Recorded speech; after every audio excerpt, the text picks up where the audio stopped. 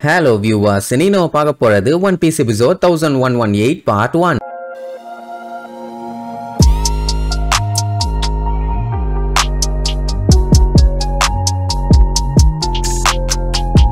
Open பண்ணா Holi land மரி ஜாய்ஸ காட்டுறாங்க. அங்க உள்ளுக்குள்ள டம்மு டிம்மு டம்மு டிம்மு டம்மு டிம்முன்னு பயங்கரமான சத்தம். என்னடான்னு பார்த்தா சாபோ அங்க இருக்க செக்யூரிட்டிஸ் எல்லாத்தையும் பொளந்து கட்டிட்டு இருக்கான். மேட்டர் என்னன்னா நம்ம பையன் சாவிய ஒரு வழியா ஆட்டைய போட்டுட்டான். அத அவங்கிட்ட இருந்து புடுங்கறதுக்காக வந்திருப்பாங்க. எல்லாத்தையும் அவன் ஸ்டைல போட்டு நொறுக்கி எடுப்பான்னு வைங்க. கடைசி வரைக்கும் சண்டை போட்டு அவனை யாராலையும் தொட முடியல. அப்படி சாவி எடுத்துட்டு அங்க இருந்து கிளம்ப போனா டப்புன்னு அங்க ஜுவல்லரி பாணி வந்து நீ தானே சாபோம்பா, அவனுக்கும் இவளை பத்தி தெரியும், அவளுக்கு செம ஹாப்பி. அப்படின்னா பஞ்சாயத்து ஓவர், உனக்கும் எனக்கும் ஒரே கோல் தான், சோ ஒன்னா சேர்ந்து வேலை பார்க்கலாம். ரெண்டு பேரும் கிளம்பிடுவாங்க. இந்த மேட்டர் தெரிஞ்சா அங்க இருக்க ஆளுகளா விடுவானுங்களா? அவங்கள விடாதீஹே புடிகேன்னு சொல்லி கொலவெறித்தனமா வரட்டுவானுங்க. ஏன்னா அவங்க அடிமைகளோட சாவியை திருடிட்டாங்கல்ல. அண்ட் இன்னொரு மேட்டர் என்னன்னா சாபோக்கே அதுக்கப்புறம் தான் தெரியும் ஜுவல்லரி பாணி தான் குமாவோட பொண்ணுன்னு. ரெவல்யூஷனரி ஆர்மியை பத்தி அவ ஏகப்பட்ட விஷயத்த கேள்விப்பட்டிருக்கான். அவங்க நல்லவங்க தானே, அதனால உங்க மேல எனக்கு நம்பிக்கை இருக்குது. எப்படியாச்சும் எங்க அப்பாவை காப்பாத்துங்க. என்ன அதுக்காக தான் நாங்க இவ்வளவு கஷ்டப்பட்டு இங்க வந்திருக்கோம், காப்பாத்தாம போக மாட்டோம்னு சொல்லிட்டு கரசுவோட காக்காவை இங்க வர வச்சு அதுகிட்ட சாவியை கொடுத்து மார்லே அந்த மத்தவங்க யாராச்சும் இருந்தாங்கன்னா அவங்க கிட்ட கொண்டு போய் கொடுக்கணும். கொடுத்தது மட்டும் இல்லாம ஸ்லேவ்ஸோட கழுத்துல இருக்க காலர்ஸ் எல்லாத்தையுமே அன்லாக் பண்ணிட்டு ஹெட் குவார்ட்டர்ஸ்க்கு உடனே போக சொல்லுவான். ஏன்னா அவங்களோட மிஷன் ஸ்லேவ்ஸ் எல்லாத்தையும் காப்பாத்தி கூட்டு போறது மட்டும்தான். அதை பண்ணிட்டாங்கன்னா அவங்க மிஷன் கம்ப்ளீட் ஆயிருச்சுன்னு அர்த்தம். நீ என்ன பண்ண போறன்னு கேட்டா நான் என்னோட மிஷனை முடிச்ச உடனே நான் வந்துருவேன், இன்னும் அதுக்கு நிறைய வேலை பார்க்க வேண்டியிருக்குன்னு உடனே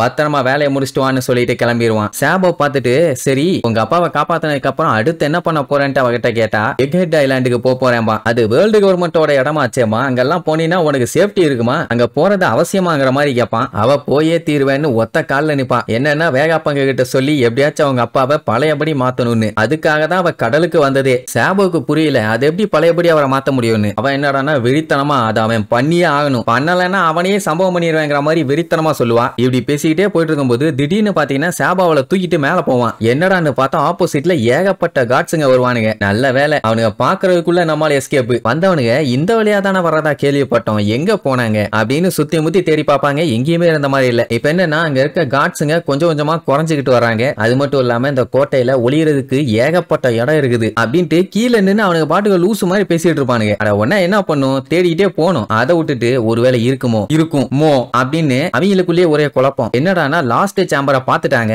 அப்படிங்கிற மாதிரி ஏதோ ஒரு இடத்த பத்தி பேசிட்டு இருப்பானுங்க. அதை நம்ம சாபோ கேட்டுருவான். கட் பண்ணா அடுத்த சீனுங்கும் போதே ரெண்டு பேரும் எஸ்கேப் ஆகி வெளியே வந்துட்டாங்க. இப்ப சேஃப், இனி ஒன்னும் பஞ்சாயத்து இல்லைன்னு வைங்க. இப்போ ஜுவல்லரி பாணி வந்து எக்ஹெட் ஐலாண்டுக்கு போகணும். குமாவை காப்பாத்தலையான்னு கேட்டீங்கன்னா அதை சாபோ பண்ணிக்குவான். நம்ம ரெண்டு பேரும் ஆப்போசிட் டைரக்ஷன்ல போனோம், நீ அப்படியா போ நான் இப்படியா போறேன்பா. சரி அப்ப நம்ம குட் பை சொல்லிட்டு பிரிய வேண்டிய நேரம் நல்லபடியா போயிட்டு வானோடனே அவளுக்கு ஒண்ணுமே புரியல. ஏன்னா இவ பைரட்டு, அவன் ரெவல்யூஷனரி ஆர்மி. இருந்தாலும் ரொம்ப நல்ல விதமா பேசுவான்ல, அதான் அவளுக்கு மண்டைய போட்டு குறையுது. அட ரெண்டு பேத்துக்குமே ஒரே கோல் தானமா, உங்க அப்பாவை எப்படியாச்சும் காப்பாத்தி ஆகணும்பா. அதுவும் கரெக்ட் தான், அவரை நல்லபடியா பாத்துக்கன்னு சொல்லிட்டு அவன் அங்க இருந்து கிளம்பிடுவா. இப்ப நம்ம பையன் போற இடம் எதுன்னு பாத்தீங்கன்னா த லாஸ்ட் சேம்பர். அப்படியே கட் பண்ணா அலபாஸ்டாவோட கிங் கோப்ரா உடம்பு சரியில்லாத நிலைமையில எல்லர்ஸ பார்க்கணும்னு சொல்லி வந்தாரு இல்ல, கூட ஆளுங்க வரக்கூடாதுன்னு சொல்லிட்டு அவங்க எல்லாத்தையும் வெளியே விட்டுட்டு அவரை மட்டும் உள்ள அனுப்பியிருப்பாங்க. பட் அவங்களுக்கு தெரியல அன்னைக்கு தான் அவரை கடைசியா பார்க்க போறாங்கன்னு. மனுஷனும் அப்படியே பொறுமையா ஓட்டிட்டே அங்க போய் பார்த்தா ஒரு பெரிய சிம்மாசனம் ஒண்ணு இருக்கும், அதை சுத்தி ஏகப்பட்ட கத்தி. அதை பார்த்துட்டு அப்படியே மிரண்டு போயிருவாரு. அந்த டைம் அந்த 5 எல்லர்ஸ் அங்க வந்து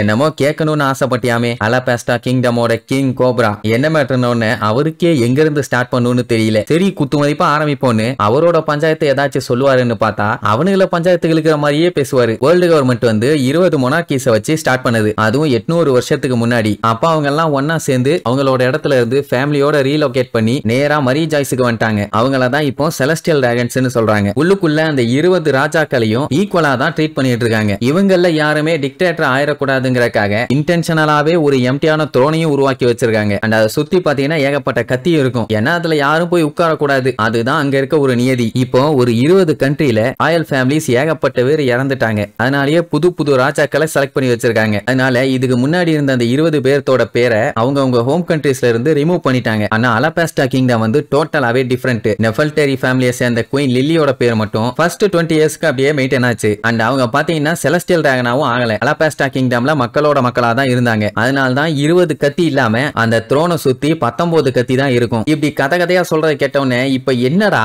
நாங்கெல்லாம் சுகர் பேஷண்ட், இதுக்கடா தெரிஞ்ச விஷயத்த விஷயத்தையே திருப்பி சொல்லி உசுர வாங்கிட்டு இருக்க, என்னதான் உனக்கு வேணும்னு கேட்டா நம்ம கிங் கோப்ரா பாத்தீங்கன்னா பழைய புக்ஸ் எல்லாத்தையுமே வளைச்சு படிச்சிருக்காரு. அதுல பாத்தீங்கன்னா வாய்டு செஞ்சுரிக்கு அப்புறம் உள்ள ஹிஸ்டரி மட்டும் தான் பக்காவா எழுதப்பட்டிருக்குதே தவிர அதுக்கு முன்னாடி என்ன இருந்துச்சுன்னு ஒண்ணுமே இல்ல. ஏன் குயின் லில்லியோட நேம் கூட இல்ல. அவங்க அலபாஸ்டா கிங்டம்க்கு வந்ததுக்கு அப்புறம் குயின் லில்லியோட தம்பி தான் அலபாஸ்டாவை அடுத்து ரூல் பண்ணுது. அந்த டைம் என்னாச்சுன்னு உங்க வாயால கொஞ்சம் சொல்ல முடியுமான்னு நோண்டி கேட்பான். அதை மறைக்கதான் இவ்வளவு பெரிய கலவரமே பண்ணிட்டு இருக்கானுங்க. அதையே தோண்டி கேட்டா இதுல இன்னொரு மேட்டர் என்னன்னா, இவங்க பேசிட்டு இருக்க எல்லாத்தையுமே இமுங்கிற ஒரு ஆளு போன்ல கேட்டுட்டு இருக்குது. அப்ப எல்எஸ் என்ன சொல்லுவாங்க, ஆமா நெஃபல்டரி ஃபேமிலியை சேர்ந்த குயின் லில்லி ரீஜாய்ஸ்ல இவங்க கூட இல்லாம ரிட்டர்ன் அவங்க கண்ட்ரிக்கே கிளம்புனாங்க. ஆனா அவங்க கண்ட்ரிக்கு ரிட்டர்ன் வந்ததா தான் எல்லாம் நினைச்சிட்டு இருக்காங்களே தவிர அவங்க கண்ட்ரிக்கு ரிட்டர்ன் வரவே இல்லை. அவங்க எங்க போனாங்க, ஏன் வந்து சேரல? இந்த சம்பவம் நடந்து ரொம்ப நாட்கள் ஆச்சு. என்னாச்சு ஏதாச்சுன்னு இன்ன வரைக்கும் அவங்களுக்கு தெரியல. சோ அத பத்தி கொஞ்சம் சொல்ல முடியுமான்னு கேட்டா எங்களுக்கே அதை பத்தி ஒண்ணும் தெரியாதுன்னு ஒரே வார்த்தையில முடிச்சிருவானுங்க. அது அவருக்கு செம்மையா கடுப்பாயிரும். சரி அப்படின்னா டீனா என்ன, அதுக்கான அர்த்தம் என்னன்னு கேட்டா அதுக்குமே அவனுக்கு காண்டாவானுங்க. மேட்டர் என்னன்னா 800 வருஷத்துக்கு முன்னாடி அந்த லெட்டரை அவங்க தான் விட்டுட்டு போனாங்களாமா. அதுதான் இவங்களோட ராயல் ஃபேமிலிக்கு ஜெனரேஷனா பாஸ் ஆகி வந்துகிட்டு இருக்குது. சோ கொஞ்சம் வெளாவாரியா சொல்லுங்கன்னு கேட்டவனே